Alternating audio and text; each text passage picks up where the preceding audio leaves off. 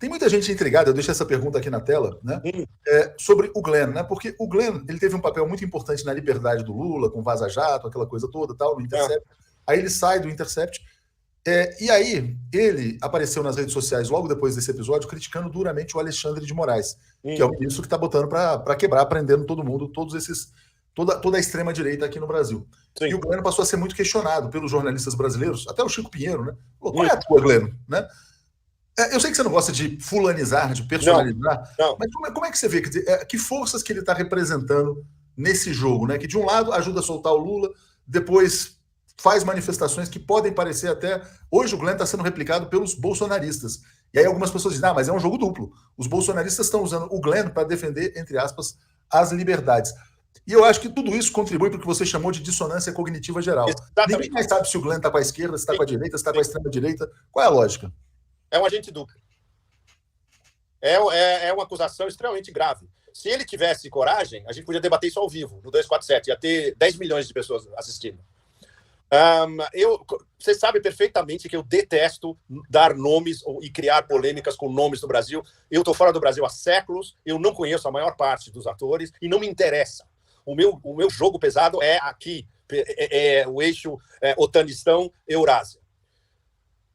Há alguns, quando? 3 anos atrás, o Glenn e eu temos vários amigos comuns, especialmente em Washington e Nova York. Embora a gente nunca tenha se encontrado pessoalmente. Muita gente, inclusive, há uns anos atrás, me recomendava, Pepe, você devia escrever para o Intercept. A minha resposta era não. Se eu fosse escrever para alguém algum dia, seria para o Wikileaks, que é o original. O Intercept é uma mera cópia. Bom, eu conversei com uma das minhas fontes também, que virou vazadoras, que era do FBI, que foi processada, venceu, conhecidíssima nos Estados Unidos, a Sibel Edmonds, e eu perguntei diretamente para a Sibel, você conhece o Greenwald em detalhes? Como ele é? O que ele é? O que ele joga? E a resposta que ela me deu foi absolutamente brutal. Eu prefiro nem entrar em detalhes. E confirmou algo que eu tinha apenas uma suspeita por trás. Por isso que eu nunca tive o menor interesse em me aproximar e conversar com o Greenwald. Quando ele começou a aparecer no Tucker Carlson, eu achei muito interessante. Porque o Tucker chamou o Greenwald para ser o Brasil Specialist da Fox News. O Greenwald virou a eminência Brasil na Fox News e o Tucker dava minutos a fio para ele falar o que ele quisesse. Por um lado, eu vi alguns desses, alguns dos programas foram excelentes, na verdade.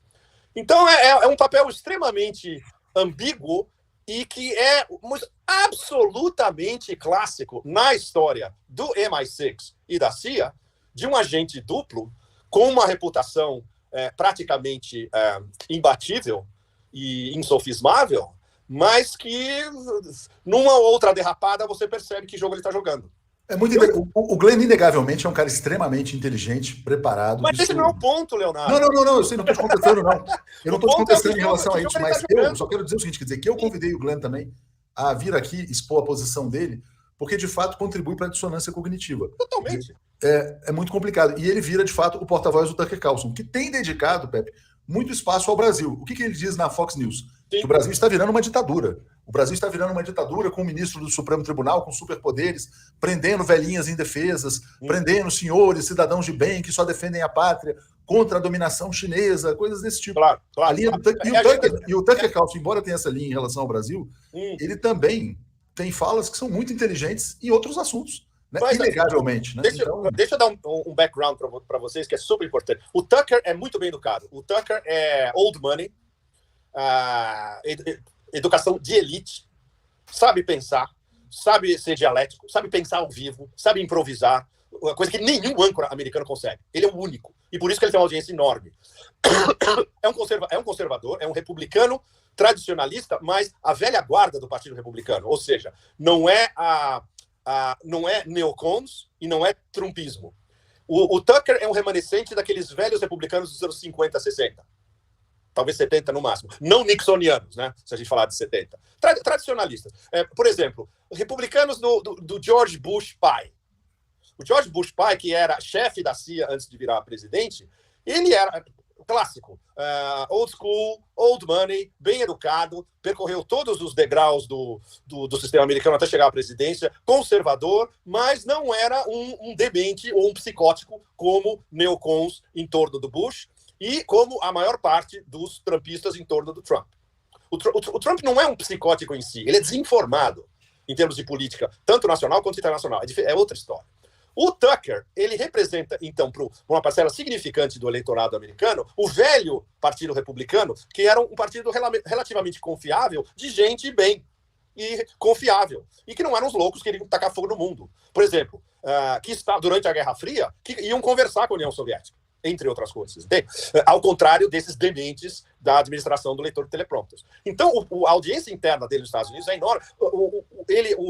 A excelência do Tucker é falar da dissonância cognitiva e da demência interna da política americana. Ele não entende nada de política internacional, Leonardo e vocês todos. Nada. E o conhecimento deles do Brasil é pré-rudimentar, eu diria.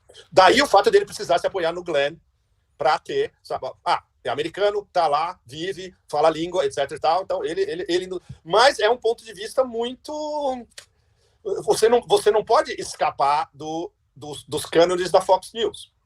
Que é excepcional. Veja bem, Leonardo, importantíssimo, me dá 10 segundos. Excepcionalismo americano. Seja como seja implementado e seja em que latitude for.